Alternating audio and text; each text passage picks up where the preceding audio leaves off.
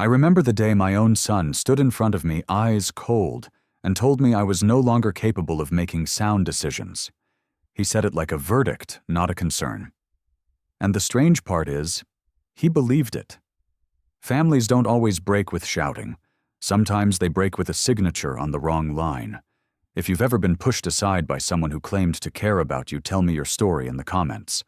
I woke to a ceiling I didn't recognize, and the muted shuffle of people moving past a half-closed door. The sheet felt stiff, almost too clean, and a faint antiseptic trace clung to the room. A small plastic bracelet circled my wrist with a barcode, and my name, Arthur Hale. Tigard Elder Care. The words tightened something in my chest before the memory of the heart episode at Ochu flickered back, then vanished under a haze. A woman in scrubs checked a chart near my bed without fully meeting my eyes. Your son handled the admission, Mr. Hale. Everything is taken care of. Her tone carried that polite finality you hear when someone doesn't want questions. She went on about rest and recovery, about how paperwork could wait, and then moved to the next room. The phone on the side table had been switched to silent. A few notifications blinked, but several banking and ID cards were missing from my wallet. Only a couple remained.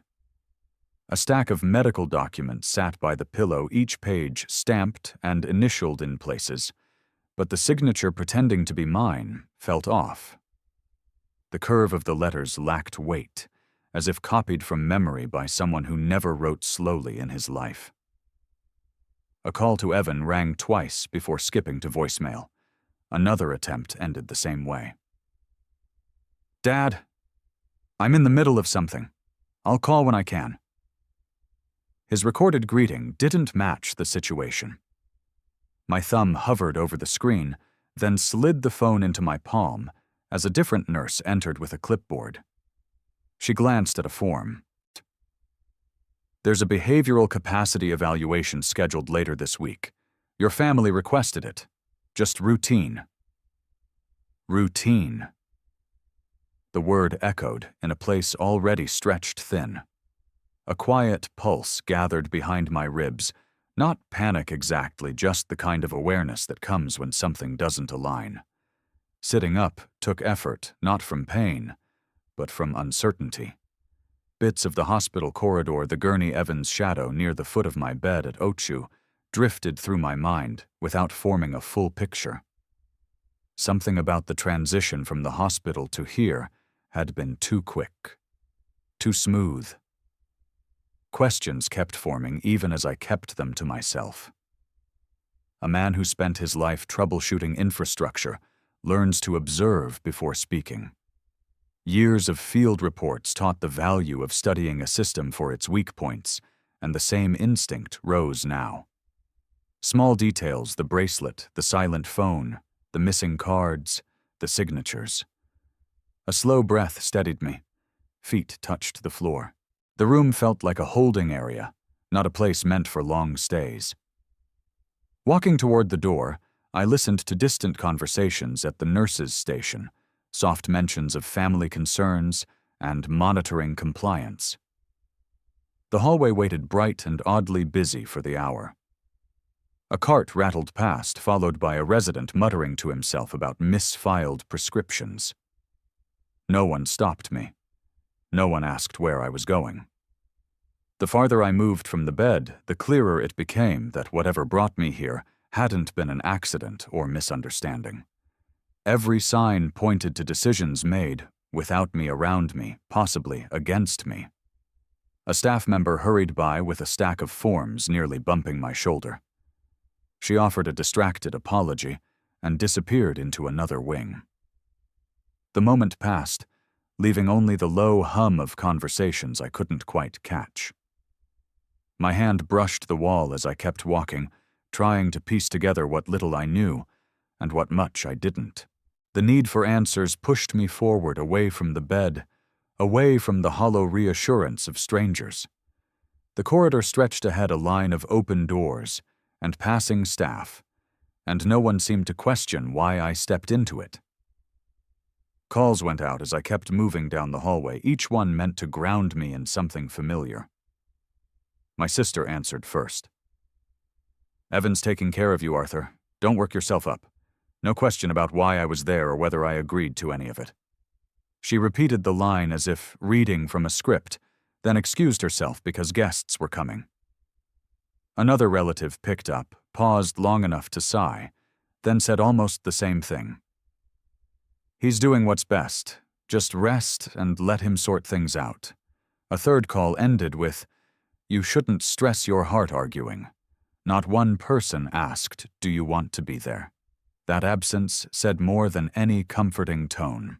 A staff member approached while I was finishing the last call, holding a form, with the kind of polite sympathy used for people who aren't expected to debate.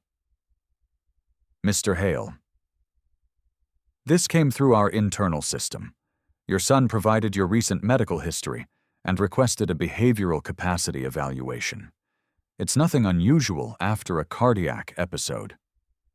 Her calm phrasing clashed with the accusation inside the document episodes of confusion following hospitalization. That was the first time anyone had suggested something like that. My hand stayed steady, even as the words took their time settling in. Rumors travel fast in families, faster in communities where people think they know your weaknesses. A cousin sent a text saying he'd heard about my decline and hoped I wasn't living alone anymore. Another message popped up with a prayer emoji and a line about accepting help when age catches up. Age catching up. That was a new one. A sense of tightening spread, not panic, just the understanding that a story had begun circulating without me. A story built on concern, shaped by half-truths, and strengthened by repetition. Those loops of assumed kindness can trap a person quicker than open hostility. Before deciding what to do next, the phone vibrated again. This time the name on the screen brought a small, grounding weight. Marcellus Grant. "Did you sign anything at OHSU?" His voice carried the same solid tone it always had, the one he used on emergency calls during his fire service days. I told him no, nothing beyond standard discharge papers. "Then don't let anyone rush you. Paper trails tell the truth. Make sure you get yours." That call cut through the noise like a clean line. Once it ended, the hallway felt different, less like a place I had to endure, and more like a place I needed to navigate. Quiet steps carried me toward the administrative office near the back of the building. A receptionist glanced up when I approached. "Good morning, sir. Are you looking for someone? I need copies of every document with my name on it. Admissions, transfers, evaluations, anything that came from my family." Her expression shifted into something between surprise and caution. People don't usually ask for records unless something has gone wrong. "It might take a moment. Please have a seat." Time passed slowly as she printed, sorted, stapled, and rechecked each page. Nearby staff greeted each other, compared schedules, and talked about errands, none of it touching the unease I carried. A resident in a sweater too large for him shuffled by, muttering about lost keys. A tray of unopened mail sat behind the counter. The receptionist returned with a folder thick enough to require 2 hands. "Here you go. Everything we have so far. Let us know if you need clarification." The weight of the documents settled into my grip. Back at a small table near the window, I started opening the folder. The first few sheets covered the transfer from OHSU, but deeper in the stack, the handwriting shifted. Some signatures, supposedly mine, leaned sideways, missing the pressure I naturally leave on paper. Lines describing my mental state stretched longer than they should, embellished with words like disorientation, inconsistent recollection, lack of clarity during conversation. Another page listed behaviors no one had ever observed in me, misplacing items repeatedly, forgetting familiar names, needing direction during basic tasks. Whoever wrote it had confidence enough to create a picture that would look plausible to anyone who didn't know me well. A quick scan revealed several forms marked with Evan's contact information as primary family representative. His name appeared next to checkboxes, authorizing evaluations and communication between medical providers. One note mentioned he was concerned about his father's judgment regarding financial decisions post-hospitalization. The breath that left me wasn't anger or shock, more a slow exhale of understanding. If I didn't challenge this trail now, the record would harden into truth. People believe paper. Institutions believe signatures. And families often believe the person who speaks the loudest or moves the fastest. A final document at the back held the most telling detail, a request for expedited review due to patient vulnerability. The handwriting wasn't mine. The phrasing wasn't mine. The story definitely wasn't mine. A chair scraped the floor nearby as someone sat, the ordinary sound blending into the steady hum of printers and conversation. The day around me continued unbothered, while the folder stayed open under my hand. The folder stayed open on my lap a while before a detail on the bottom half of a page pulled my attention. A temporary authorization appeared near the middle, granting limited decision-making rights to the family representative. The signature, pretending to be mine, dipped sharply to the left, a habit Evan had as a kid when he forged hall passes.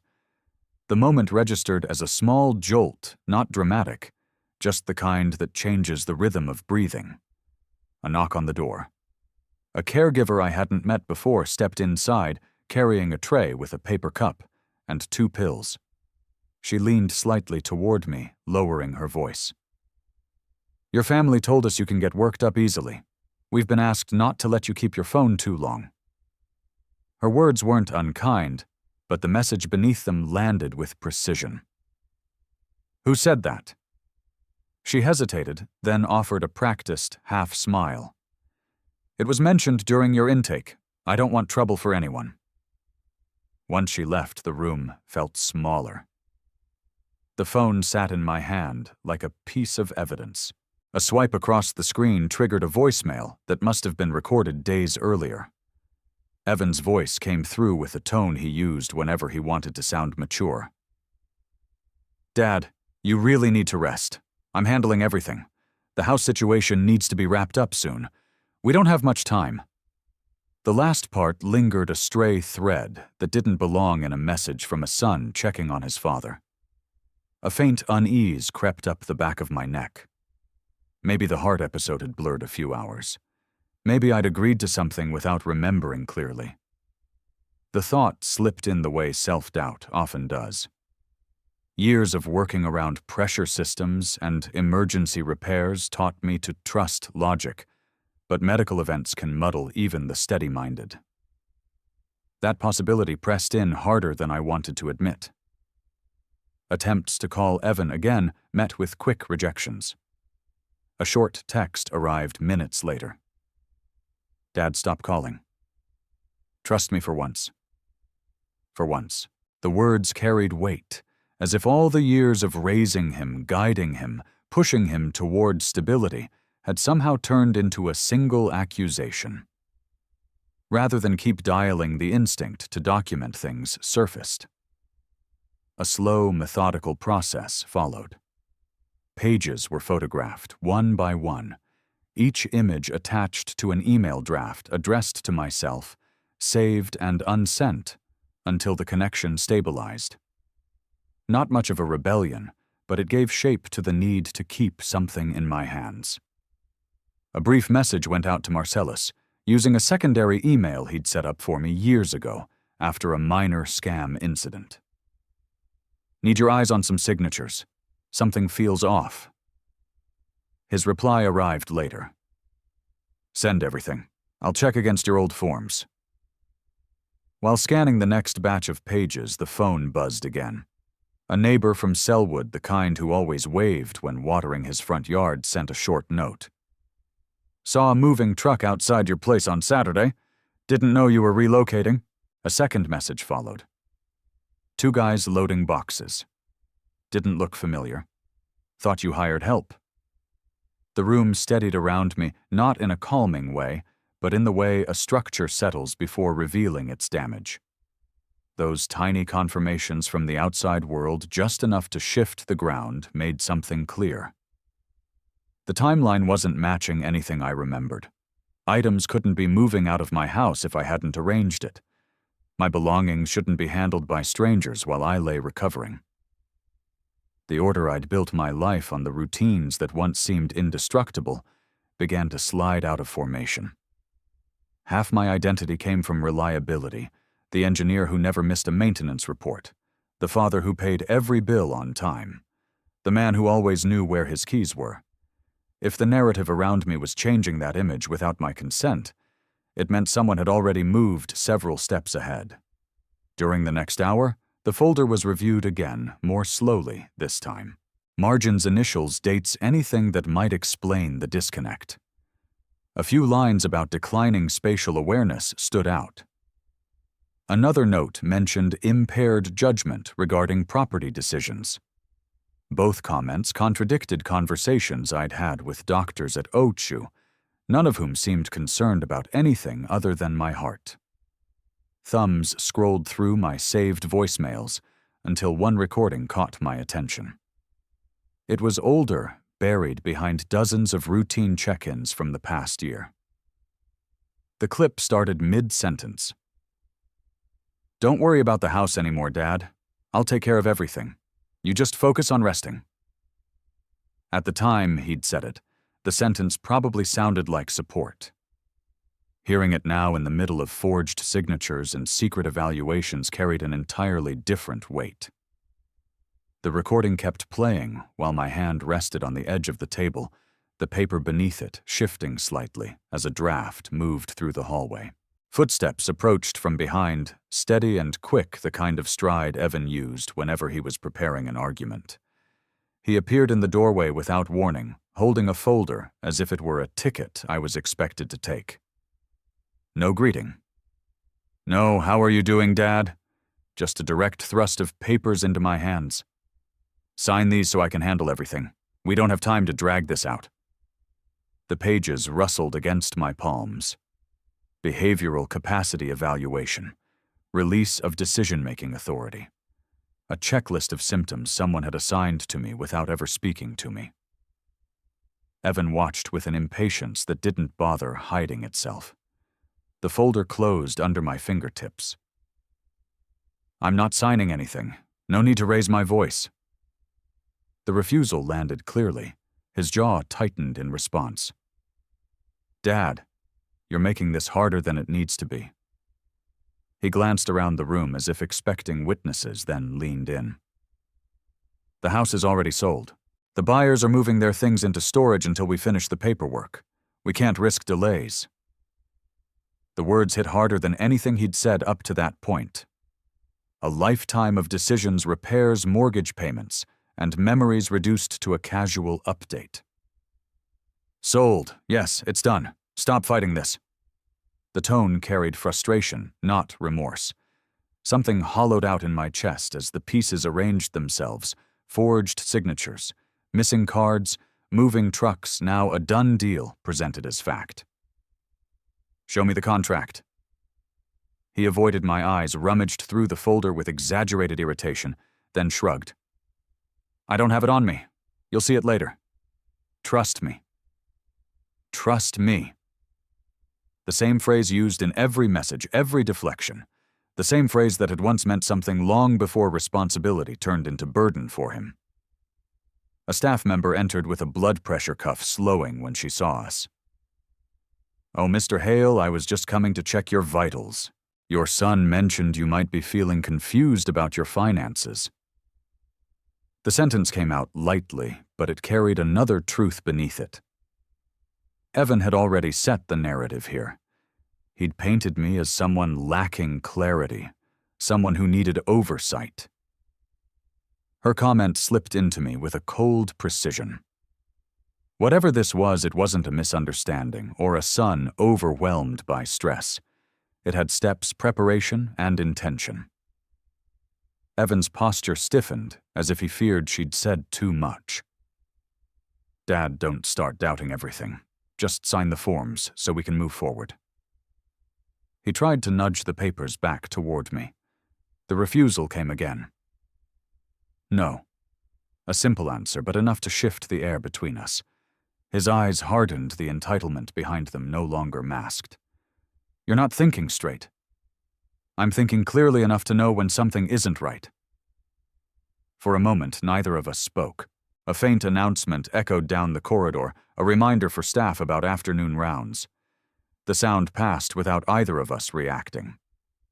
Evan snapped the folder shut. I can't keep fixing everything alone. If you won't cooperate, then you're making this worse for everyone. He left without waiting for a reply, the edge in his steps saying more than the words he threw over his shoulder. Once he disappeared around the corner, the nurse lingered near the doorway, fiddling with her equipment. He told us you shouldn't make big decisions right now, that you're under stress after the hospital stay. Her tone softened. If you ever feel unsure, Mr. Hale, you can request a review of your file. You don't have to sign anything without understanding it. That small bit of honesty gave me room to breathe. The system around me was bending, but not fully collapsed.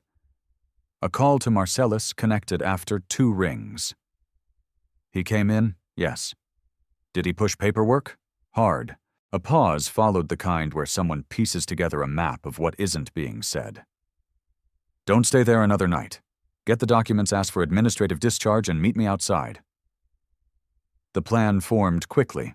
Request my records, insist on my right to leave, and contact a lawyer before Evan produced more surprises. Each step settled into place without emotional flourish, just the calm of someone who'd spent decades troubleshooting crises. The walk to the administrative wing felt longer than it was. Staff passed by with clipboards and stacks of linens, none of them paying much attention. My request for discharge paperwork surprised the receptionist, but she complied after confirming my identity twice. 10 minutes later, the folder of documents thicker than before was handed over. No speeches came to mind, no dramatic vow or declaration. Just movement step after step toward the exit. Outside the sliding doors, the air carried the faint sounds of cars rolling along the main road. I stood there holding the folder tight enough for the edges to press into my fingers, thoughts shifting through everything that had just unfolded. The feeling wasn't shock or anger, not yet. The phone vibrated as I stepped off the curb, the number unfamiliar but local. A hesitant voice greeted me. Arthur, it's Ben, from Selwood. Ben had lived across the street for 20 years, the kind of neighbor who loaned tools and never returned them on time. I didn't want to bother you, he went on, but someone from a real estate agency was walking through your place a few weeks back. I figured you were planning a sale. He paused, as if weighing whether to continue. Didn't know you were moving so soon. A short breath left me before I could respond. I wasn't. Then you should check on that, he murmured. Something didn't feel right. The call ended with an awkward goodbye, leaving a knot of certainty forming where confusion had been. A real estate agent entering my house weeks before the alleged sale. That wasn't a misunderstanding. That meant planning. A dark pickup pulled alongside the sidewalk. Marcellus lowered the window. Get in. We're heading downtown. Lewis cleared some time for you. He didn't phrase it like a suggestion. The drive into Portland moved in silence until he asked, Notice anything missing from the file? My consent. He nodded once. Then you're doing the right thing? Paper can be forged, but patterns don't lie. Lewis's office sat in an older brick building near the river. A receptionist ushered us in, and Lewis, a compact man with careful gestures, waited behind his desk. Mr. Hale Martellus filled me in. Let's take a look. The folder landed between us. He flipped through the pages, pausing at the temporary authorization, then studying the signature with a frown. You didn't sign this. No. And this isn't your handwriting. He tapped the page lightly. Whoever attempted this didn't understand how signatures degrade under stress. They tried to imitate your neat form, but the baseline isn't yours. He continued scanning through the transfer notes, marking sections with tabs. This other document. Limited power of attorney. Suspicious. The witness signature is missing a timestamp and the notary field is blank.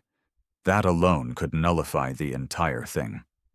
A faint memory surfaced Evan bringing me a few documents after the insurance company changed policies last year. He once asked for my signature on something about medical coverage. I didn't look closely.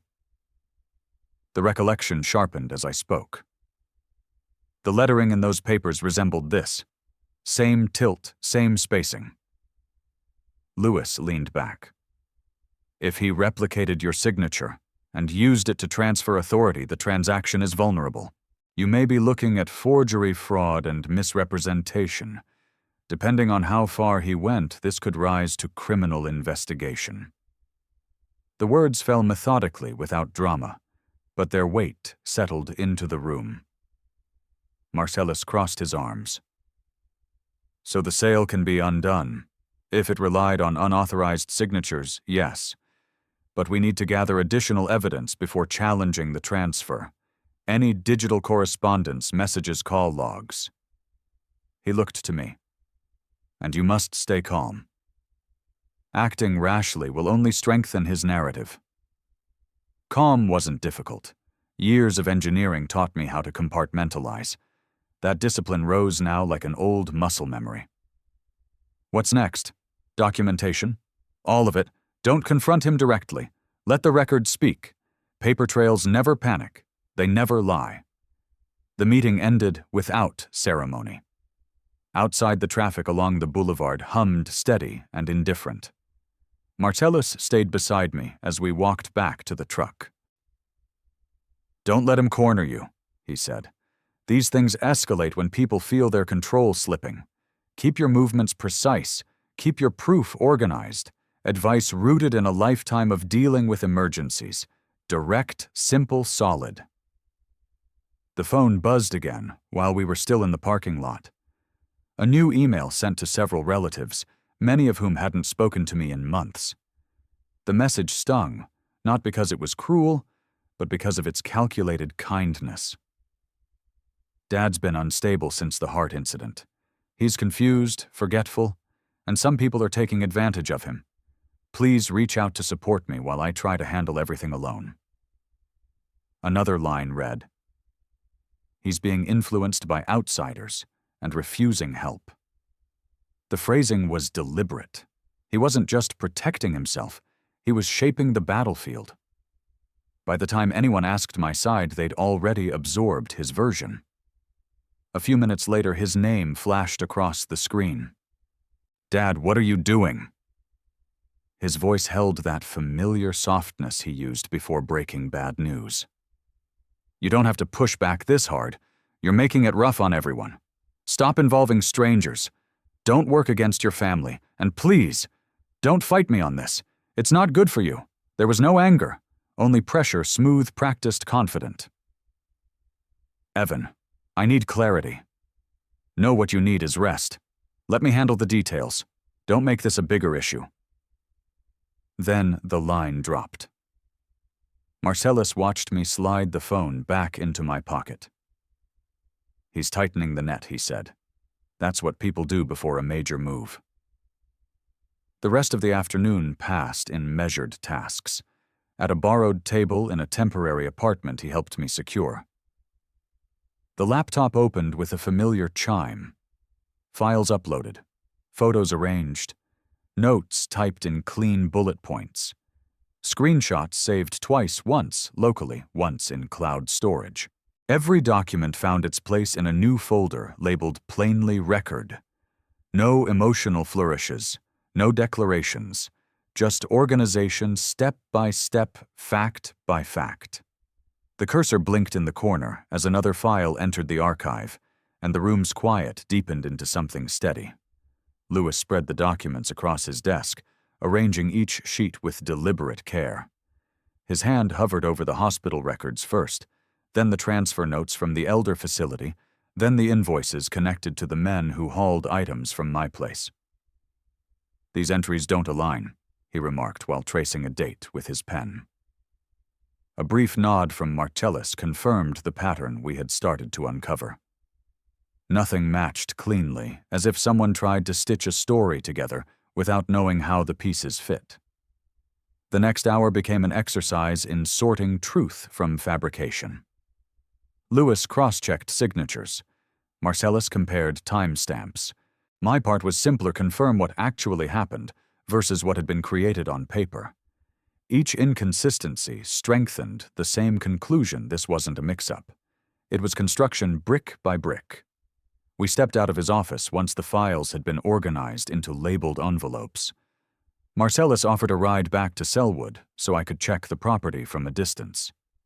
No conversation filled the ride. There was no need.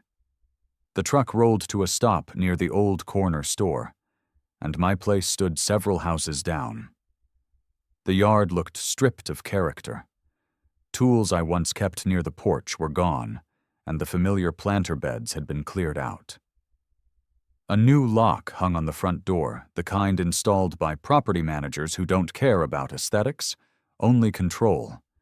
Whatever personality the house once had seemed scraped clean, leaving little trace of the years woven into it. My stomach didn't twist. Panic didn't rise. A steadier frame took over. Images were taken from various angles. A short line of notes recorded what had changed, and when neighbors first noticed unfamiliar trucks. That methodical approach, collect, classify, preserve, had guided me through engineering crises for decades. It returned now with unnerving ease. Lewis encouraged another step. "We need the official transaction record. Get a certified copy from the county office. If anything got manipulated along the chain, it will show up there." He gave instructions for which forms to request and how to verify the clerk's seal. His confidence lent structure to the uncertainty. Back at the temporary unit, Marcellus arranged for me. The phone buzzed with an unlisted number. Only one line appeared in the text: "Stop while you can." No signature, no context. Just that warning. The kind of message meant to unsettle rather than inform. A faint unease slid through me. Not fear, but awareness that Evan's maneuvering had attracted others. Whoever sent that didn't want me pulling at certain threads. Marcellus scanned the message and muttered, "Someone's nervous." He stepped toward the parking area and returned a moment later, brow tightened. "Gray sedan by the dumpster. Didn't follow us here earlier. Keep your blinds angled tonight." Another buzz drew my attention to the laptop. An email from Evan filled the screen. "Dad, you're not well. This stress isn't good for you. If you insist on making trouble, I'll have no choice but to request temporary guardianship. Please stop before things reach that point." He dressed it in concern, but the meaning underneath was force. Guardianship meant total control finances housing medical decisions. The threat was clear back off, or lose whatever autonomy remained. The cursor blinked while I reread the message. No response came to mind, and none was needed. Lewis's advice replayed: stay measured, keep records, let evidence speak.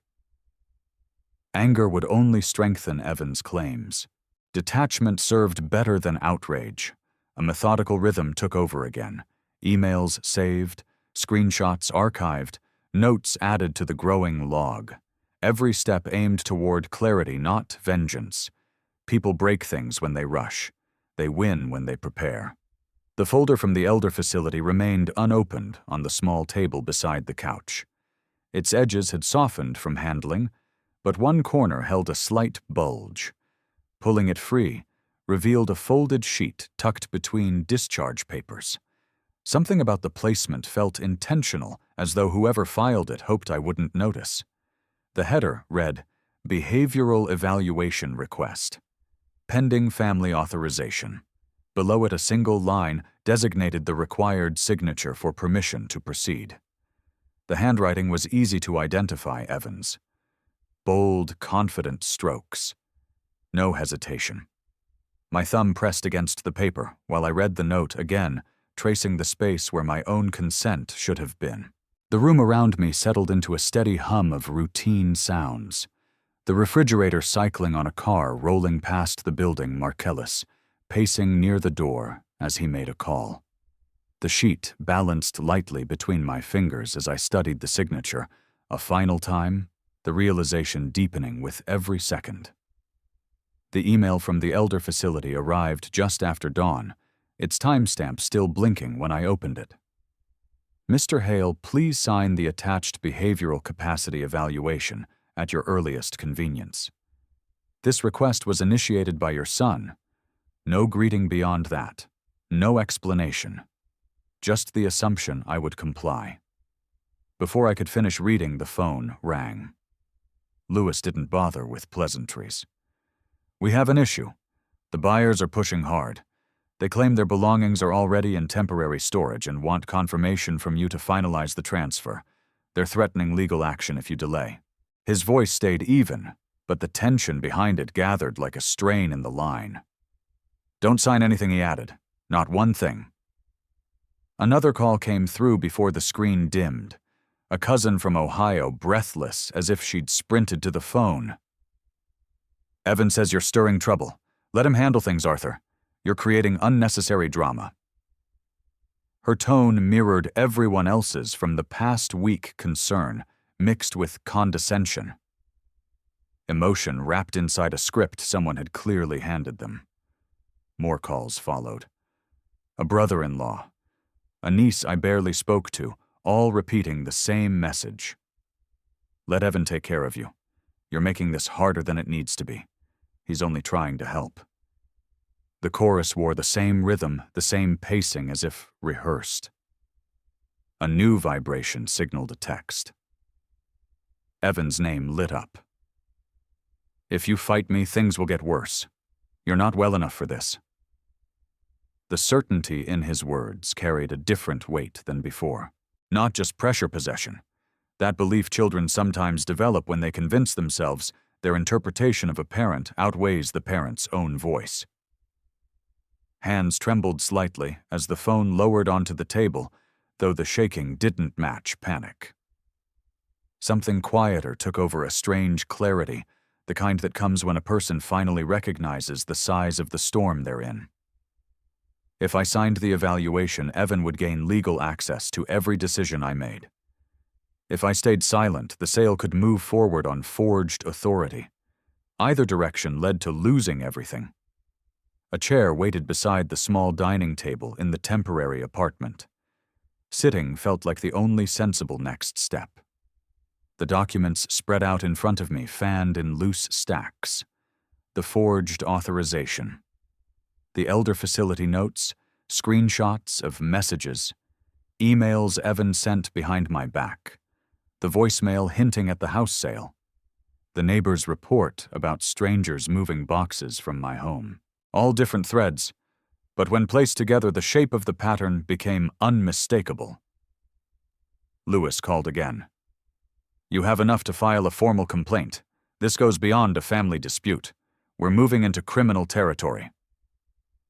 Marcellus paced by the window, watching the parking lot. You need to move now, before he launches something bigger. The noise of the morning settled into a low hum around me. A few breaths later, calm replaced the tremor in my hands. Years of engineering had trained me for crisis to focus on the structure, not the noise around it. The structure here was simple: gather, verify, act. Every file went into a thick envelope. Notes were tucked in alongside the evidence. The steps to the door felt steady and unhurried. Marcellus drove without speaking, stopping only when the county building came into view. A few people waited on the sidewalk, shuffling papers, sipping drinks, dealing with their own battles. Nothing special about the scene, which made the next steps easier. Inside, a clerk motioned me forward. How can I help you today? The envelope slid across the counter. I need to submit a formal complaint regarding a fraudulent property transaction and unauthorized medical evaluations. She opened the flap, and skimmed the first page. Her expression shifted as she reached the forged authorization form. "This looks serious. Let me get someone from investigations." She disappeared into a side office, while the room settled into its usual rhythm: printers, running phones, ringing footsteps, crossing tile floors. Lewis had taught me long ago, during a minor dispute over a boundary line, that institutions move slowly but precisely when given the right information. A man in a county badge approached moments later. "Mr. Hale?" "Yes." "I'm going to review this now." "Please wait a moment." He stepped aside and started reading, working page by page, each one handled with increasing attention. His eyes flicked between the signatures and the supporting documents.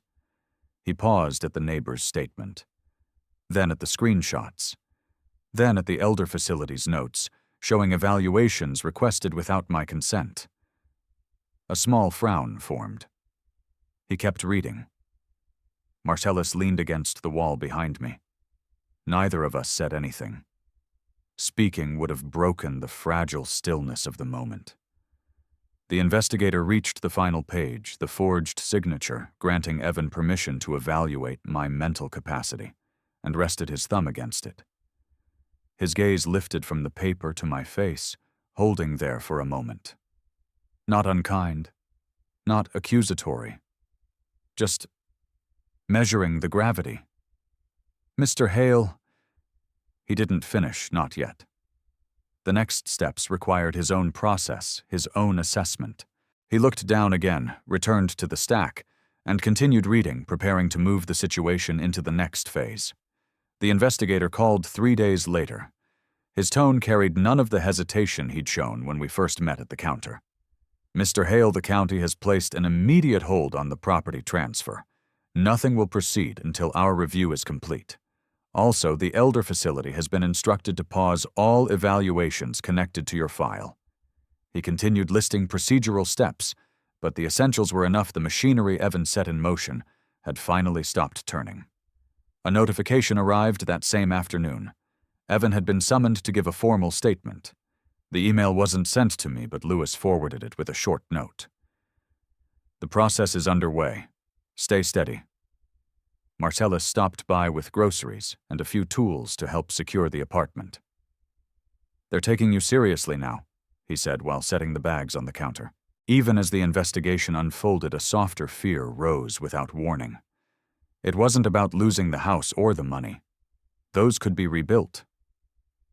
What stung deeper was the possibility that my own son saw me not as a person, but as an obstacle to maneuver around. That thought pressed heavier than anything he forged, sold, or manipulated. A familiar line echoed in my memory, one an old supervisor used often. "The people closest to you can forget you're human when they benefit from thinking otherwise." The truth of it settled with a kind of acceptance I hadn't reached before. Calls from relatives slowed once news of the investigation spread. Some offered awkward apologies. Others pretended they'd never doubted me. And a few shifted their questions toward Evan, asking what he'd been thinking, why he'd made decisions behind everyone's backs. Whatever control he once held in that circle had already begun to unravel. None of this brought satisfaction. Just confirmation. Nothing about this required confrontation, so I gave him no message, no meeting, no explanation. Distance did what dialogue couldn't clarify: who stood where. The lease for a small unit in northeast Portland came through quickly. The place didn't have much in it, except a table, a few chairs. That first night, I assembled a basic bed frame, tightened screws, and checked the level on the legs out of habit. The rhythm soothed more than I expected. Lewis helped me navigate part-time consulting work with a non-profit that built water systems for rural communities. A modest role, just reviewing structural plans and pointing out flaws, but purposeful. The team appreciated the experience. I appreciated the structure. Work that didn't require defending myself felt like a luxury. Weeks passed in unremarkable patterns. Mornings began with coffee from the corner store. Afternoons belonged to the non-profit's project updates. Evenings were spent unpacking boxes or fixing small things around the apartment the way a person reclaims space inch by inch. One message from Evan eventually came through, longer than usual. Apologies layered on explanations, excuses mixed with half-admissions. He wrote about stress-fear responsibility he wasn't ready for. He asked for forgiveness, then asked for a chance to talk. The email sat unread for several days after I first opened it. There was nothing to add, no reply that would fix what had already been revealed. Silence held its own boundary. On a Saturday morning, a single box remained unopened. Inside lay an old map of Oregon I'd kept for decades, creases worn from years of folding and unfolding it during road trips with my wife. Then, later, with Evan. The map had somehow survived the moving trucks, the forged signatures, and the attempted sale. A small miracle, or maybe just something forgotten by the people who had rushed through my house without knowing what mattered. The wall above the desk had an empty stretch that suited it. A few nails and a level were all I needed. The map unfurled slowly, showing counties, rivers, and the uneven lines that marked the routes I used to take. Hanging it wasn't sentimental. It simply made the room mine. The apartment settled into a quiet rhythm once the map was in place. Not triumphant, not symbolic, just steady. The kind of steadiness that returns when nothing is pulling at you anymore.